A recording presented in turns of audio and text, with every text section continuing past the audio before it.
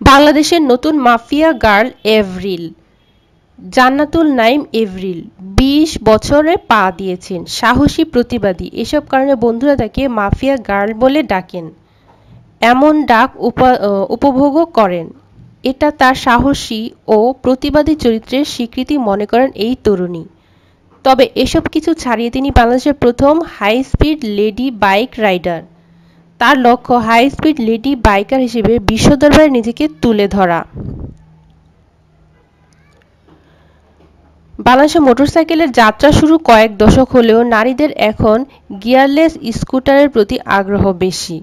তবে কেউ কেউ সেই প্রথা ভেঙে বেরিয়ে এসেছেন, আর তাদের নেতৃত্ব দিচ্ছেন জান্নাতুল নাইম এভরিল।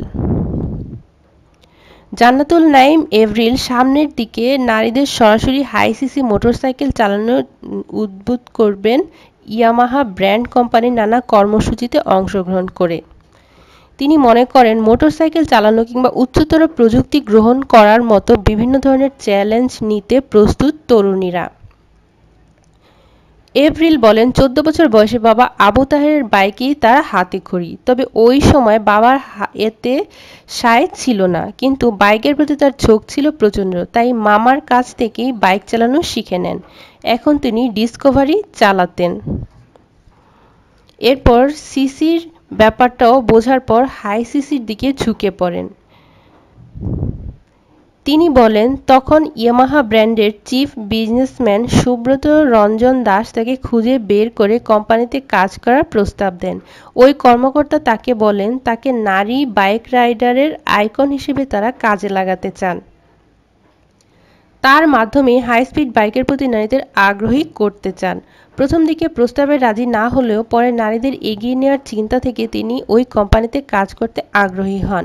ভারতের প্রথম নারী বাইকার ভিনু পালিওয়াল ২০১৫ সালের নভেম্বর ১৭,০০০ কিলোমিটার বাইক চালিয়ে রেকর্ড গড়িয়েছিলেন জানিয়ে এভরিল বলেন, আমি তাকে ছাড়িয়ে যেতে চাই।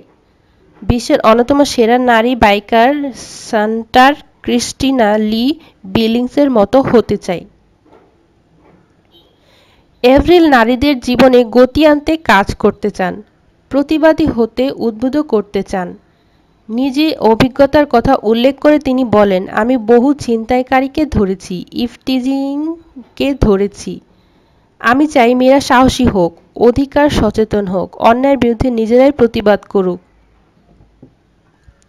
তার সম্পর্কে বন্ধুদের মন্তব্য উল্লেখ করে তিনি বলেন, আমার এই সাহসিকতার জন্য, প্রতিবাদী চরিত্রের জন্য এবং হাই স্পিড মোটরবাইকার চালানোর পারদর্শিতার জন্য তারা তাকে মাফিয়া গার্ল হিসেবে ডাকে। তবে এই সম্বোধনে তিনি উৎসাহ পান, বলেন, এই সম্বোধনের মাধ্যমে তারা আমার সাহসিকতার স্বীকৃতি দেয়। মেধাবী এপ্রিল এসএসসি ও এইচএসসি পরীক্ষায় জিপিএ 5 পেয়েছেন। বিশ্ববিদ্যালয়ে ভর্তির প্রস্তুতি নিচ্ছেন।